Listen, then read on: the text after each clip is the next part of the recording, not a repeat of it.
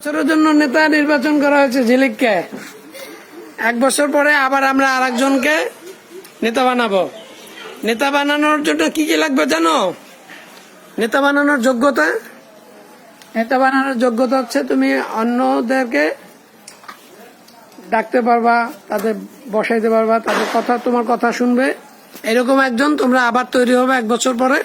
আবার আমরা তখন ঝিলিককে বদলায় আরেকজনকে নেব, বুঝছো? এখন তোমাদের নেতাকে এই বাড়িটার নাম কি?